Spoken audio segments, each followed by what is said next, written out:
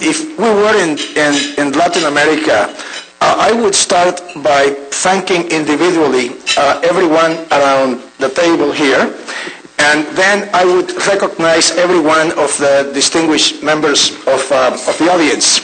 That would take about 15 minutes, but since we can do that, I'll limit myself to thanking just only Frank, even though he's not here, for sponsoring the event, and especially Nancy for turning the Menges project into, I think, a real important source for all of us who follow Latin American affairs. And I take the Americas reports as a really key source for knowing what's going on, what people are saying in Latin America. And I think that Nancy has done a really terrific job of building up this effort. So thanks, Nancy. Thank you, Anna. I was going to start by providing some of the context for this dimension of Chavez's activities, his interaction with terrorist and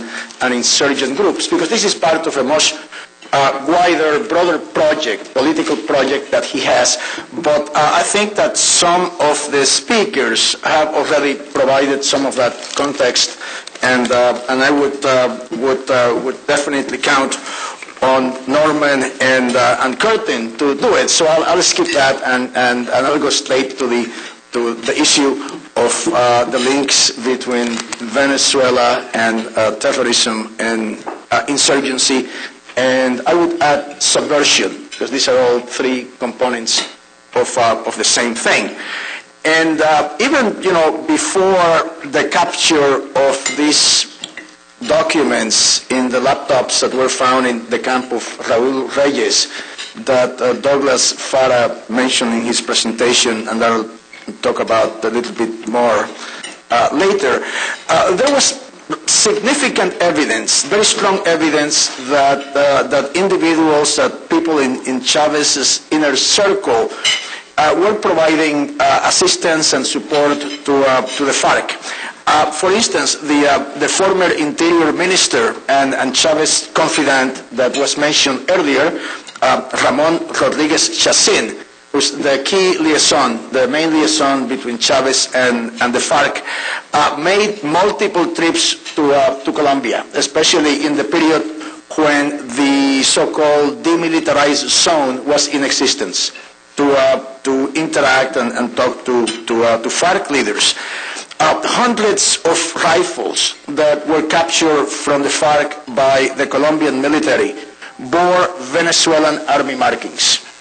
And until his capture, it was a kidnapping, according to the Venezuelan authorities in Caracas, of the so-called FARC foreign minister, Rodrigo Granda, in February of 2005. He was captured by bounty hunters who grabbed him and took him over to Colombia.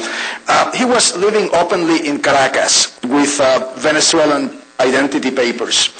There were well-documented reports, for instance, published by Linda Robinson, who's a very good investigative reporter in U.S. News and World Report, of FARC camps in the western states of Venezuela.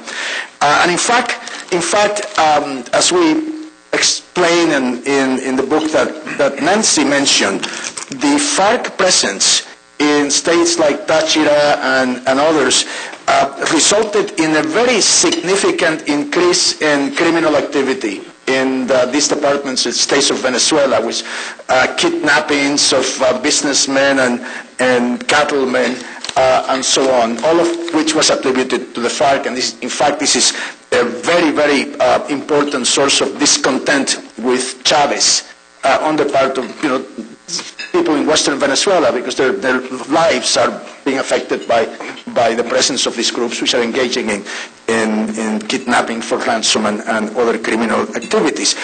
The most clear evidence of close links between the Chavez government and the FARC, of course, came to light as a result of these documents that were mentioned before in the laptops of Luis Edgar Devia Silva, who's better known as Raul Reyes. For some reason, the FARC commanders always change their names, who was killed in March 1st of this year in a camp on the Ecuadorian side of the border with Colombia. And the laptops were captured by the Colombian military, taken back to Colombia, and then they were subject to a forensics examination by the Interpol that concluded that the laptops had not been tampered with, which, I mean, some people might deny it. They might say that the Colombians may have loaded all of these documents in the interval between the capture of the laptops and the submission of these laptops to the Interpol. I think it's very, to me this is very conclusive evidence of these linkages. The documents reveal a very close strategic coordination between the Chavez government and the FARC. For instance, a letter from a member of the FARC secretariat to Manuel Marulanda, the now deceased leader of the FARC, summarized conversations between FARC leaders and the aforementioned Rodriguez Chacin, and stated that, in these discussions, that CHARC would press for a summit meeting with FARC commanders inside Colombian territory, and that if the meeting happened, Chavez would be accompanied by Presidents Daniel Ortega of Nicaragua, Evo Morales of Bolivia, and Rafael Correa of Ecuador. And the purpose of this would be to discredit the Uribe government and to increase the international profile of the FARC. In a letter dated February 8 of 2008, Ivan Marquez, who's the member of the FARC secretariat, believed to be in Venezuela, who was a liaison between the FARC and Chavez, discusses how Chavez planned to try to persuade other Latin American governments to help remove the FARC from lists of international terrorist organizations.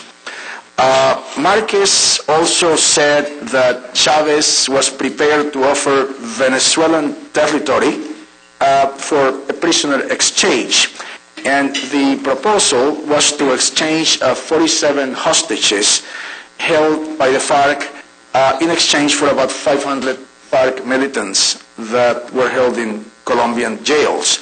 The real objective of the FARC in promoting this prisoner exchange first was to enhance the FARC's international credibility as an interlocutor with the Colombian government, and moreover, one that was participating in a humanitarian exercise, and also to reestablish a demilitarized zone in which the FARC could operate freely, because one of the very significant and critical strategic losses to the FARC over the last decade or so is the loss of the demilitarized zone, the so-called Zona de Distensión in south-central Colombia.